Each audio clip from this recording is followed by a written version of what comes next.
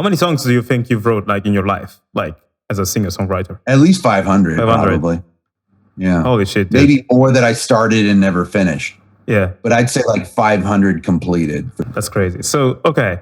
That kind of explains the talent that I have in front of me right now. Hey guys, this is Alex, and we're talking today to Jason Charles Miller, freaking legend, who sang on Metal Gear Rising, Rules of Nature, the Shadowbringers main theme, To the Edge, and also Blaze Blue. Yeah. Did you do other games like that I don't know about? Well, there's one coming out really soon, and I have 3 songs in a game that's being released before the end of the year. Damn. And I can't wait to talk to you about that one. Oh, damn. But I can't. I'm not allowed to talk about it until it comes out. NDAs and stuff like that. Okay, so what we're going to do now is I asked my fans or my community what questions they have for you. And I picked the best ones. And also I have a few questions that I want to ask yourself about you and your personal projects, because obviously the video game music stuff you do is just one small layer of like the incredible music persona that you are. So I want to dive deeper in that too. But let's start with like some video game questions. And first, my question is like, from what I know, you're a great all-rounded musician, and on top of that, your voice is legendary, and it's what distinguishes you among the greats. You know, it's when like that's the thing that is like only you sing that way. I don't know how you do it, but when I hear it, it's so particular, and I often wonder where it comes from. How did you start making music? Why did you start? And how, like when? So actually, I started singing in front of crowds when I was 5 years old. Okay. Like I remember my first official performance, I think, was in kindergarten at the talent show at my elementary school when I was 6 years old. But my parents told me that I just started like singing for people when I was 5 in public places. And I think what had happened was my dad told me this story about how we were on a train and we went into the lounge of in the back of the train, and there was a musician that was playing on a piano, and he was just sort of playing popular songs at the time. And he asked if anyone else wanted to sing something, and apparently I said, I want to sing. And I got up and I sang Country Roads by John Denver. Oh, damn. And apparently the crowd went wild because I was this 6-year-old little kid. That's so cool. And I guess that stuck in my head of like, oh, people react to this. So that's been ingrained in my DNA ever since to always want to perform. So I get it. So do you fancy yourself as an extrovert? Completely. I am 1,000% an extrovert. I've been described as gregarious in the best way, I suppose, like as a compliment. Yeah. I have no fear. I will start walking up to people and just start talking to them. I don't know. I just break. I'm always, I do it in the friendliest way possible, but I'm trying to make new friends. That's great. So maybe you're the type of musician that likes to enlighten the world a little bit. Like you're like, I'm here, I'm going to make the world a little better place with my talents. That's the vibe I get from you. I would hope so. I mean, that's like what makes me most satisfied or gratifying to me, when I can create something or sing something or perform something that affects people in a positive way. Even if, a lot of the things that I write, a lot of the songs that I write for myself as an artist or for other artists or, for my old band Godhead, they were sort of looking at life from a negative point of view, but by people finding camaraderie in that and realizing that they feel that way too, that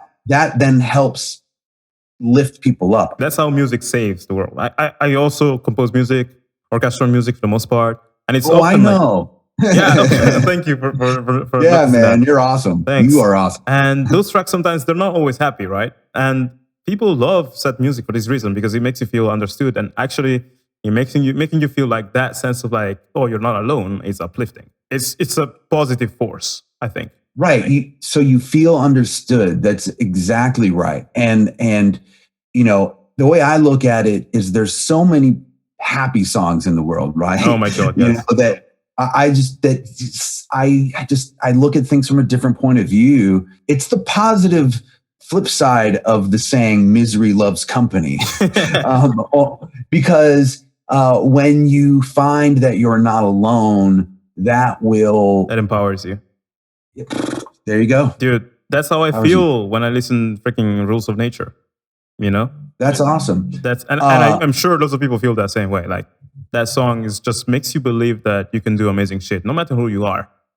It's very empowering. Well, and Jamie, who wrote that song, that whole soundtrack is so awesome. Yeah. Like, I'm so happy to be a part of that. It's amazing. And Jamie's great. What's crazy is the way that I got on that soundtrack was a very good friend of mine is a world famous cellist by the name of Tina Guo. Oh, I know her. She's freaking amazing. Wow. She's so great. She's actually played on something of mine.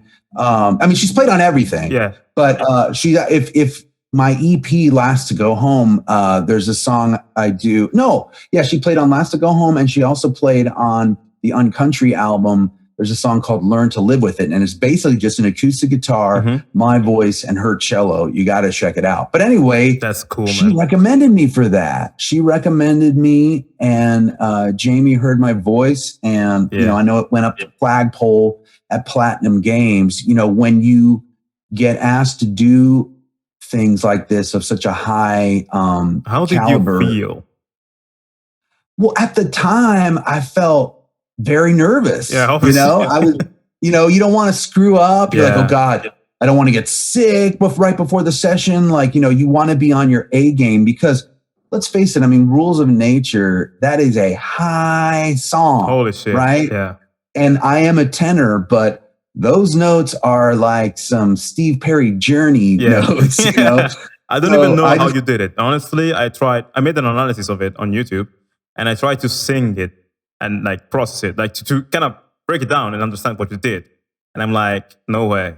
Like I had to like take my voice and increase it by a few semitones on the computer because it was impossible physically to reach those notes. It's crazy. Now we did perform it live at the game launch. So there was a game launch event.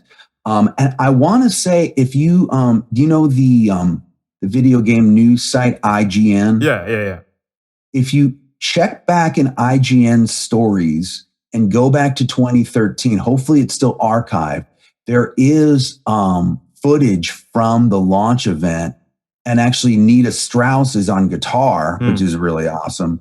And they put together sort of an all-star band for the launch event. And so I actually sang Rules of Nature live, and I don't know how I pulled it off. I think it was pure adrenaline. Yeah, probably. I made it through. Man, wow. Congratulations. That's I mean, when you're singing lyrics like those with a band like that, of course, you're gonna It was awesome. Freaking best. So I wanna ask you some rapid fire questions because we got a lot actually of questions from the community which are very curious about you. Rikia asks, I know you voiced Rauban in Final Fantasy XIV A Realm Reborn, and which a surprise for many, and sang on the main theme for Shadowbringers, as well as in 2DH. I'm curious about how you got that gig. How did Square Enix and Soken find you and decided to work with you? Well, I'm not 100%. Okay, so there's a company here in the US called the HALP Network, HALP, and they cast different games and things like that. And I know that they have a relationship with Square Enix, and they're the ones that reached out to me. I believe what had happened is they submitted some samples of my singing to Soken, and I was picked that way. Wow. So I'm really grateful to them for recommending me because I believe, look, the company's so big, right? Square Enix is a huge company. When I was the voice of Rauban for Realm Reborn, that was when the voice acting was all being done in the US. Yeah. Then later, they moved the production to the UK, and then they recast everybody. And that kind of stuff happens in video games occasionally. So I would have been more upset if like they only recast me, but Yeah, apparently obviously, they recast everyone. So like I didn't feel bad. You know? How did that job? That was still through the Help Network, like the Rauban, like that one was through. It could have been. I can't remember. I just know I auditioned for it and I got it. Either through my, I think it was just through my agent at the time. So that one I auditioned for it as an actor because if you look at my IMDb, you'll see I have like 124 acting credits. Holy shit! That's one of my other things is, you know, I'm a voice actor in cartoons, anime, commercials, and video games. Wow, so man, that's so cool. You know, that I guess from being a singer, I take it very seriously. It's definitely an aspect of my career. Dude, your voice is a gift to the world. So it's good that you're using it in like many ways. Thank you. Yeah. I mean, it's certainly a gift to me and it certainly has helped me, navigate my way through life. Yeah. But, I take voice acting very seriously and have been doing that for about 17 years. Okay. Other question. This time is from Roland Demon. He asks, do you play the games you make music for in order to get the context of what the song should represent? Or do you sing without having played the game first? Right. So that's a very interesting question. There are some games that I do play, but the time commitment is so crazy. I have the same problem, man. Yeah. And so I embarrassingly have never played Final Fantasy XIV. I've played other games in the Final Fantasy series, and I certainly love how great and amazing Final Fantasy XIV is. Honestly, this like makes your singing even more impressive, in my opinion. Because like you didn't play it, but yet you freaking defined the mood. Or you nailed and defined the mood at the same time of this game perfectly. Like it goes without saying, like your Shadowbringers main theme vocals and To the Edge is they're just top notch. And thank you. You were able to get that just by intuition, or did they tell you, oh, this is? Yes. Well, so before I sang Shadowbringers, I had a very official meeting with Soken over Skype. And we went over everything on the song, the lyrics, what was happening in the game, like the significance of this theme. And therefore, I felt like I was given amazing direction by Soken and Soken's team on how to approach it. Right. And what's crazy is I turned in 4 different versions. I took the song very seriously and I said, look, this is a great opportunity. And I don't want to screw this up. And I remember I was getting ready to go on tour and they needed it by a certain time. And I knew I was going to be gone for, I think, a month. So I just worked on it for a long time. And in fact, I own a recording studio in North Hollywood. And so I paid my engineers to just be there extra with me like all night. And I remember one like faded out and then I had to bring in another one. Because one was like, I'm done. So like, all right, man. Call Ben, get Ben over here. Let's do this. That's crazy, man. I just wanted to make the first time you go back to them with the song, it was like 4 songs, a 4 version. Yeah, because they gave me a certain direction and I tried that and then I wanted to do it my own way as well. And I just wanted to make sure that I gave them enough to work with. That is amazing, man. They knew, and because I knew how much the game means to people, how much the game meant to them, and how, I just really wanted to get it right. That's amazing. That makes me, as a musician now, I feel like inadequate. I'm like, oh, fuck, like, damn, I should work harder. I don't recommend doing that all the time. No, I know. But dude, I heard about, do you know Cell Dweller by chance? Like the artist Cell Dweller? Have you ever heard? Of course, yeah. That guy, for his biggest song, Switchback, before releasing the song, he made, I don't know how many mixes, and he spent like 2,000 hours on the song, if I'm not wrong.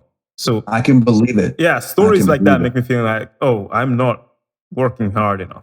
So that's very inspiring. Someone asked, what was it like to work with Soken and Square Enix for both To the Edge and Shadowbringers compared to past experiences with other games and game companies? Like, was like the language barrier, was it a problem? Like, because like, you know, how is it like to work with Japanese people compared to working with Western people? Like, there's completely different cultural, like, differences and stuff. How did you find the experience to be? No, it was a joy. He had people on the call that spoke perfect English, so I didn't feel like we had any language issues. I felt like he gave me exactly the direction that I needed, and if I had any questions, I could email back. Yeah. I think maybe I had one or two. When we get to talking about the latest song, if I think there's a question about that, right? Coming up. Yeah. There was a part in the song where your vocals like scream so high. Yes. And that they kind of represent a very big sense of grief and mourn. And they asked if it was Soken that asked you to sing like that, or if it was your intuition. Well, here's what's interesting. So they send you something with a guide vocal, right? And they even wrote in the notes, here's the guide vocal for the song. At this moment, there's this really high note. You don't have to sing it. Try it if you want, but there's no pressure for you to sing that note. We know how high it is. And I bet that's where you put most of your effort. And I was like, I'm gonna get this. Challenge accepted. So I worked on that note like crazy to make sure I got it just right. And I remember when I sent it back, I got an email from his team and they were like, wow, you hit the high note. You went for it. So that was really satisfying. And it sounds great in the track. I was really happy that it came out right. Because when you hit notes that high, for all but the very few, notes that high are unpredictable at best. That made the song. I'm so glad. I'm so glad. Yeah, man, dude. That one, I swear to God, like, it's so cool. I was like, how the fuck did he do that? Because I understand how complicated it is as a musician. And the song itself is cool. Like, even the bass line is amazing. I made the funk remix of that, but the high vocal. I saw that. Yeah. Glad you enjoy it. But man, the high vocal is where everyone was like, oh my God, shit is real. This is the final fight. That was awesome. About your vocals, there's something that someone asked about the lyrics specifically. Do you get creative freedom into like writing the lyrics or changing them, or do you have to sing them as they come? For video games like this, especially for Final Fantasy or for Rules of Nature, it was there. The lyrics were already presented to me, and I take that very seriously because as a songwriter, I know that every word has every word has a meaning. Yeah. Every word is placed there with care, right? Yeah. And so the last thing I want to do is change someone else's finely crafted lyrics. So I may ask a question or two on how they want it phrased, or I may take a little bit of liberty with maybe the way I end the phrase. But I also will always give it to them exactly the way it was presented to me as well. And if maybe they like the inflection or just a little bit of embellishment that I've done at the end of certain words, that's their choice to put that into the final version. That's cool. But I always give it exactly as presented. Man, it takes so much, I think, selflessness to do it this way. Because I know this, like when I make covers, and now when I make video game covers and stuff like that, I don't really send them to Square Enix for them to publish it. So I can take my freedoms, but it's in that case, I have to think of the listeners. The listeners like to hear something that's similar to the original, but I am always kind of like, yeah, but I like in my own way. And it's hard to, respect the original if you feel like you have something to say. And man, your voice, again, is like unlike any other. Your talent is noticeable. Someone like this might naturally be like, oh, I'm great. I should change it my way. While you're thinking about, they want it like this. There's a reason why they want it like this. I'm going to provide that. And then it seems like you keep your own like originality for your own music, which is like plenty. I want to talk about that later too. But man, congrats for that, because it's not easy to be so selfless, in my opinion, especially if you have a past as a rock star and stuff like that. And you're still a rock star right now. Like it's a very difficult like combination to be so talented and also so humble. So I commend you for that. That's great. I didn't know that. That's amazing. Someone asked, when you record your vocals and you hear them back, do you like listen to them, enjoying them, like you rock on to your voice, or are you paying attention to the things you could have done better and you're like, this is terrible? Oh, I'm always paying attention, I hear the slightest imperfections of something going just a tiny bit out of tune, and it drives me crazy. So I make sure that whatever I release or whatever I send off to someone else to release, that it's as perfect as I can get it, because I just want it. I can just hear it when it's off by like, an eighth of a. And I'm just like, so it bugs me so much that I just make sure that I get it right before I send it out or release it. Great. Now, once it's out, I don't harp on it so much, because then you just can't enjoy your own work, right? So sometimes you just have to sit back and actually enjoy what you have produced. I agree with that. But when I'm in the process of recording it, I will sing it as many times as I need to get it exactly right. And I'll comp every word. And I will, I'm like, okay, that I sang that better than that. All right, let me move that up. And it just looks like a rainbow. Yeah. if you, I'm sure if you use Pro Tools or Logic, every take is a different color. Every playlist is a different color. Dude, so then I'll throw this, and it just looks like a rainbow. Yeah. And so once it looks like a rainbow, I know I'm done. Right? Yeah, that's what matters, like the final result. And man, like again, the work ethic. Like I think people don't understand how much effort goes into music creation, because it's like cooking a dish, like do everything perfectly, but they ignore the fact that you've been learning this for many years and stuff like that. And it's so hard to do everything balanced. They just enjoy the final product and they're like, oh, this is great. But that they don't know like all the effort. And man, wow. Like it's great to hear that, you do these things. Really, really inspiring. On top of the music being great. Okay, just a few more Final Fantasy questions. Then I want to ask a few general video game questions. Then we're gonna go in your own career and your music. Someone asked, how do you feel about having become the male counterpart of Susan Calloway as far as Final Fantasy XIV is concerned? Because she sang on the main theme of like I Am Reborn and Stormblood and probably Heaven's Door. I don't remember. But now you did the Shadowbringers. How do you feel about that? Oh, I think it's great. I mean, her voice is amazing. So that's a great honor to be the male counterpart. I think we talked about this before too. Like when you get such big jobs, you feel a bit of that. For me personally, one time I was making this didn't go anywhere, but I was with some friends that work in a trailer music business. They have a trailer music label. We were working on a proposal for a custom trailer of Final Fantasy VII Remake, and I was making the music. When you get such big jobs, you're like, you just feel that imposter syndrome getting the hold of you, and you're like, oh my God, I'm not gonna make it, or I'm not so good, blah, blah. It's like crazy. But then you do it, and you're like, those big challenges kind of lead you to break your limits and realize how good you are actually. Maybe that's what happened to you also. Yeah, I think that, I get imposter syndrome all the time, right? And I think we all do, because we're always our own worst critic. And therefore, sometimes you can have almost mentally crippling imposter syndrome. Yeah. But I think that, we were talking about voice acting earlier too. One time I was cast in an episode of Batman the Brave and the Bold. And to my left of me was Kevin Michael Richardson.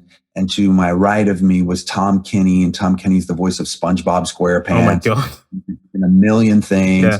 Yeah. Dietrich Bader, who was Batman in this series. And he's one of my favorite. So one of your idols, really.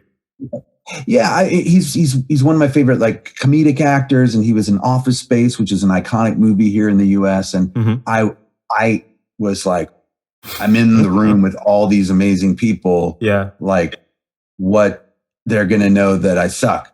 And then but then something told me like if you're in the room, like if you were invited into this room, then you deserve to be there. Yeah. So that's sort of how I get over imposter syndrome with almost any situation, be it music or acting or anything, is that if you were invited to be in this room, if you were invited to be in this group, if you were invited to do this job, you deserve to be there. Yeah, I agree with that. So suck it up and do it. Man, I think like the beard, it's very fitting because you're freaking wise, man. Like you're like Gandalf spitting through. Yeah, I'm becoming the wizard. I'm becoming the wizard of the entertainment business, I guess. Yeah. Slowly turning into Gandalf, which I'm totally fine with. It's great. Music Gandalf, we like it. Someone asked, would you consider making unplugged covers of your Final Fantasy songs? Because I'd love to hear your incredible voice and skills without filters or processing. Like they say, I agree with that. Like your voice is freaking amazing, and it sounds amazing in the context of those songs. But sometimes it's processed. So when I heard it actually in your own solo music, like "Thee Behind Me," I don't remember the name exactly. Oh, "Get Thee Behind Me." Get Thee Behind Me. I didn't remember because it's like English, like complex English. Yeah. But there, like you hear the vocals way more because they're like the main element, and it's like, holy shit, this man is so good. So would you consider making like unplugged covers of Final Fantasy songs that you made? I definitely would. I think the only issue is I want to make sure that I'm not disrespecting the original. Yeah. So if I were to do a cover, I would ask the blessing of like Soken or Square Enix, just to make sure that they don't think that I'm capitalizing on that. Yeah. You know what I mean? I don't want them to think that I'm taking advantage for a couple reasons. Number one, for respect. And number two, I obviously don't want to jeopardize them hiring me in the future too. Yeah, obviously. But I will say this, I don't want to reveal too much, but I'm working on a cover with a music YouTuber on a even more aggressive version of Rules of Nature. Oh man, that's what I always dreamed. Like I asked Jamie, but I asked for Jamie's blessing too. I was gonna say there's a guy, I don't know if it's him. If it's him, it's like what? There's a guy called Little V Mills, and he made a cover of Rules of Nature, and it's amazing. I heard that. Yeah, it is. It's really good. And I was like, what if like the man himself sang on that? Jason sang on that. So we're working on something like that just to sort of have it out there. That's amazing. And once again, like enough time has sort of gone by, and that song has become so iconic that. How do you feel about that, actually, dude? Like because of Rules of Nature. Like, dude, I didn't know that's the thing. Like, you cannot predict that, But how do you feel after? I didn't know it was going to happen, and I also didn't really realize how it became a meme, where people were taking like, the whole thing about like Rules of Nature applies to everything. Yeah, videos of like people freaking out, and then they play Rules of Nature. Yeah, I didn't know that was happening. Yeah, so I love that. That's great. Like because of its popularity, like literally all the world has heard your music screaming in their face. That's great. Yeah. That's great. Life goals. I would run other video game questions. They're not too many. They're like 4, maybe even less. And then questions about you and your career. Someone asked, how did you get in the video game music industry? But you talked about help before, so maybe that's kind of a reply to that. Well, yeah. I mean, the way I got into it, initially was through voice acting first. And then because I don't like to push myself on people too much. I'd rather people discover what I do. But once people sort of discover the other things that I've done and the people that I've worked with in the music industry, then that's when these other offers start happening. So it's sort of an organic process. Also, when I get cast in something, no one who is, unless it's a very small video game company, the voice acting team rarely talks to the music team. Yeah, I could imagine that. Talk to each other because, everyone's working on their own department to get this game out. Yes. So it would be a little rude even, I think, to try to push my music or my musical skills onto the voice acting team. So how did that happen? So they just discovered by themselves, essentially. Yeah. And I think that's kind of the coolest way for it to organically happen, because then you're not being pushy. Yeah, I agree with that. Actually, I kind of struggle with that because, like, you're Gandalf, you're cool. Me as a young Frodo, I kind of have like sometimes I'm like, hey, I want to do awesome shit, I want to do stuff, and I put stuff out there maybe sometimes, and maybe no one sees it. So on the internet, if no one sees your stuff, you need to like maybe push it a bit more. And sometimes it's good to do it, but in other environments, it's not so great. So it's I think it's a fine balance. Yeah, I mean, you got to market yourself, right? Exactly. And but that's different than I think marketing to the public is something that I totally agree with. But trying to push yourself onto other people that you're working with directly. Oh yeah, no, that's not good. Hey, try me on this or do me that. Do you know I do this? Blah, blah, blah. Yeah, no, let them discover that on their own. Yeah. But what's been great is like the cartoon that I just sang on that I sent you the clip of. Yeah, it was cool, man. That came about. So I just sang on was it DC? What's the name of that? DC Superhero Girls. Yeah. I sang 2 songs because the story arc is that Ra's al Ghul wants to take over the world with his evil music. And so they hired me to be his singing voice. That's cool. But the way that happened was because Sam Riegel, who I knew originally through voice acting, who then I wrote and co-wrote the theme songs to his role-playing show, a Critical Role. He knew what kind of singing voice I had. So I auditioned for the part, but he really recommended me and was the one that pushed it over the finish line for me to get that part. Once again, I knew him originally from being a voice actor and let him discover what else that I do. And he's a great singer in his own right. So he very easily could have given himself that part. I think it's also that people like to work with their friends, right? Like if you know somebody and stuff, it's just better. It is. And if people like to work with people that they are comfortable with and already know and know that they can do a good job and that they'll show up and do what is required of them to do. So it's a long road, essentially. I guess it is.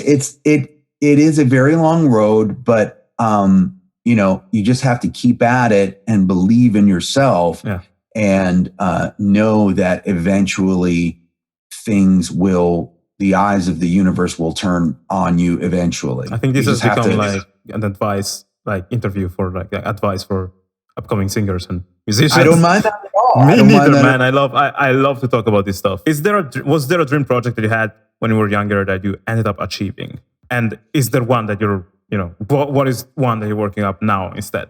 Well, I think just in general, like I grew up a huge anime fan, right?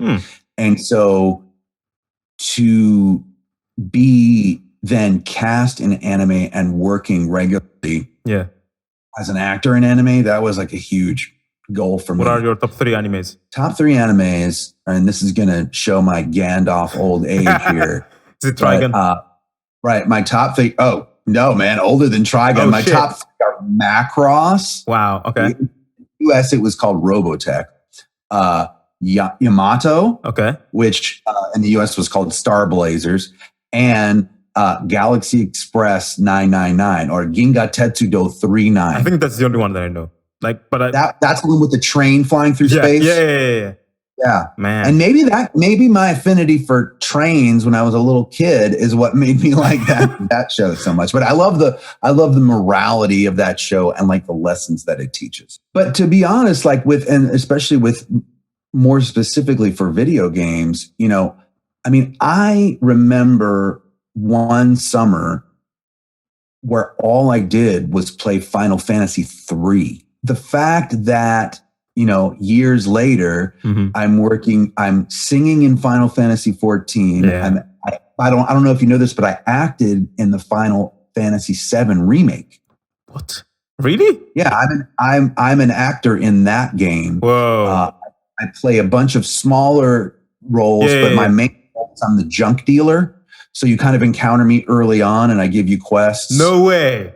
Yeah. Hey, there's springs over in the warehouse. Go take care of it for me. That's so cool, man. Wow. That's such a surprise.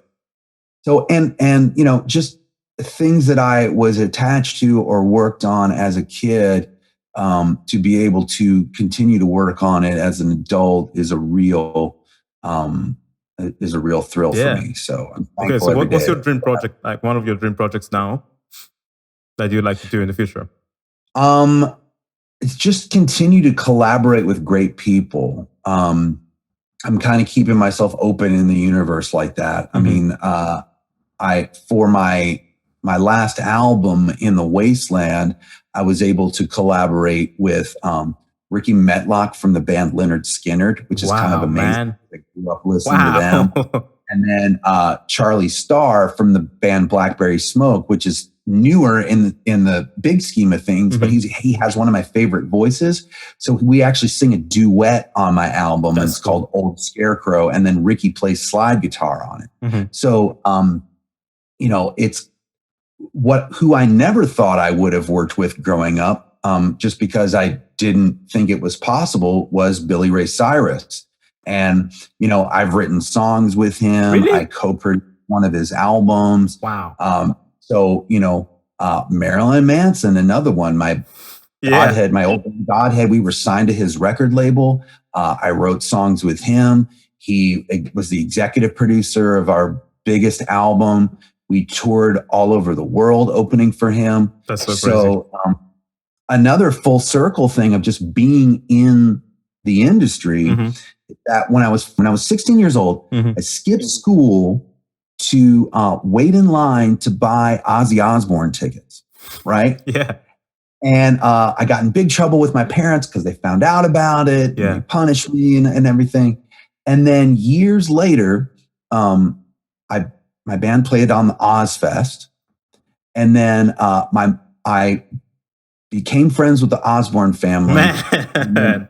When my mom came to visit me, I was able to bring my mom over to Ozzy's house and everyone and got to meet, and my mom met Ozzy and he gave her a tour of their house. Yeah. If you watch, dude, you're living the dream right now. Right. Isn't that crazy? Yeah. So, I often save this story for conventions, but there was another instance where I was at the Osborne house, and at one point Ozzy asked me if I had heard his new album, and it hadn't come out yet. So he's like, "Did you hear my new album?" And I said, "No, because it's not out yet." And it's like, "Well, let me play it for you." Ooh. So the next thing I know, it's me and Ozzy sitting on his couch. What? And he's playing me his new album. And I'm thinking to myself, okay, he's going to play me a song or two and we're going to skip around. No, he played me the whole album from start to finish, and he sang along to every song. No way. And that was a moment that I will never forget for the rest of my life. I can imagine that. Like, it's holy shit, man. And the only way that I can prove that this happened is I'm in episode 1 of The Osbournes, the show. So if you look up The Osbournes online, the show, you will see me in the background, standing in the kitchen I was there. So that's how I can prove it. Man, this is so crazy. Damn. Man, wow. So many things that people would never imagine. Like, I'm asking myself, actually, there's a question that I have for you. Now I would like to move to personal questions about you and your career and stuff. And to ask is like, what is something that people don't know about you that they definitely should? And I feel like in the past half an hour, we said a lot of things like that. But is there something that you feel like the people who know you from Metal Gear Rising and Final Fantasy XIV should know about you that they don't? I know you don't like to promote yourself. Right. But now I'm telling you to do it because you're awesome. I know. I mean, I guess I would love for the people that have heard me in these video games to check out some of my other music, honestly, because I'm always releasing things. I'm actually releasing a single on Friday, which is a cover of Buffalo Springfield's For What It's Worth. And I don't often put out covers myself, but I put out covers occasionally, but I just wanted to continue to put out music during this time so this year I was supposed to be on 2 European tours, a US tour. I was booked on a bunch of great festivals.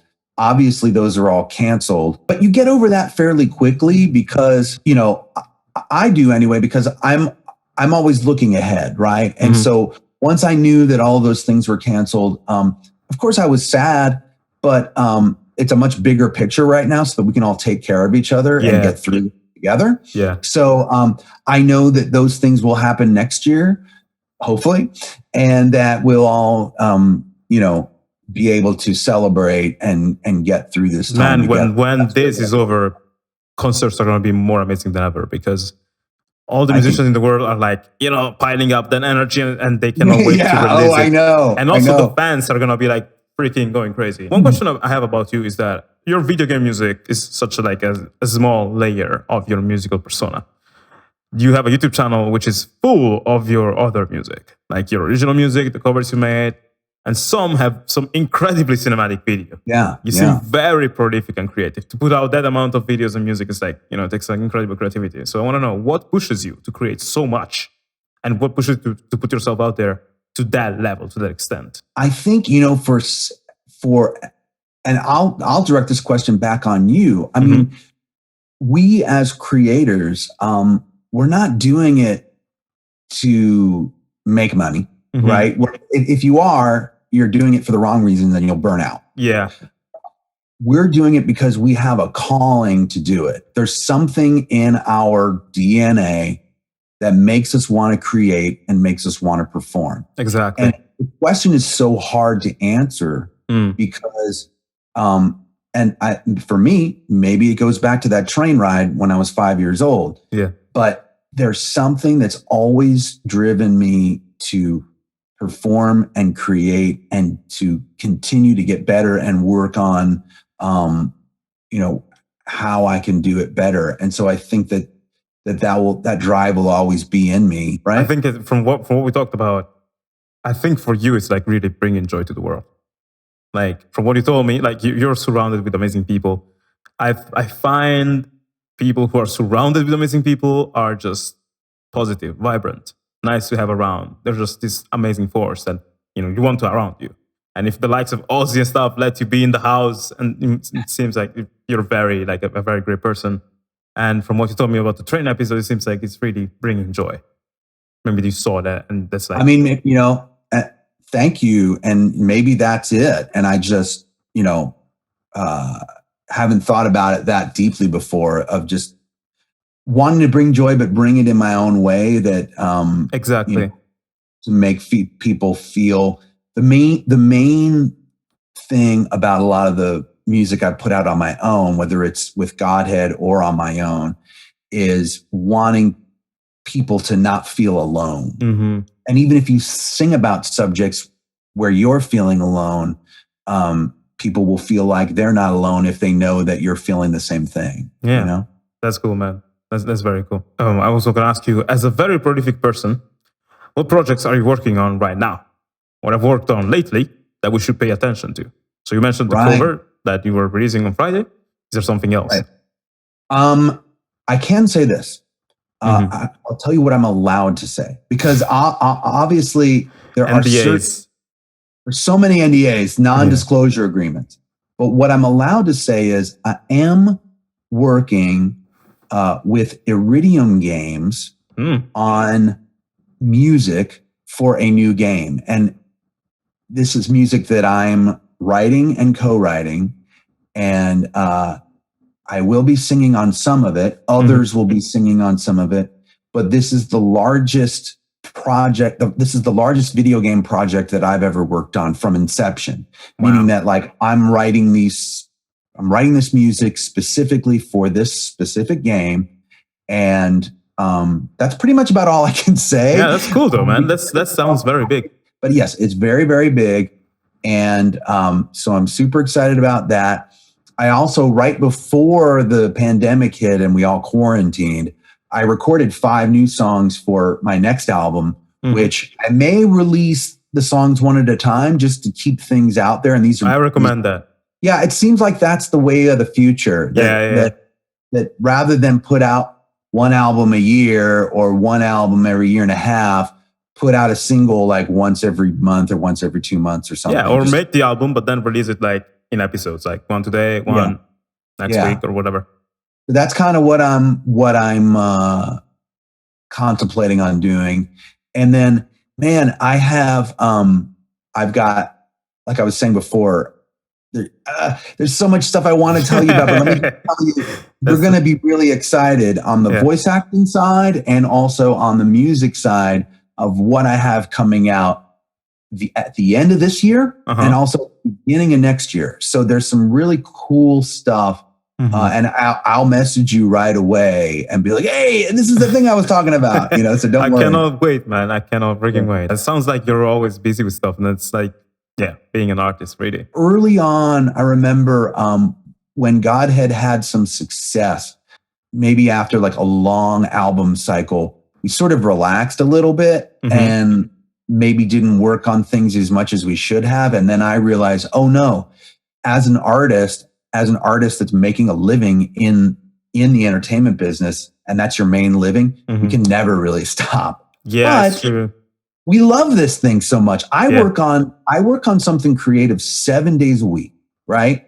But it doesn't feel like work because it's your passion. We're loving it. It's our passion, it's our joy, it's our calling. So it's a paradox because it's hard also. Like it's not easy. Like there's some things you also have to like renounce to in order to work more on your craft, because you can totally give in and just follow formulas and not put effort in it. But the problem that happens when you do that is not only that your music doesn't sound as good anymore, but also you don't enjoy it as much anymore. If you don't challenge yourself, I find that you really don't enjoy it anymore, and you're like, whatever. So it's very important to keep on challenging yourself. What's your favorite song you ever made?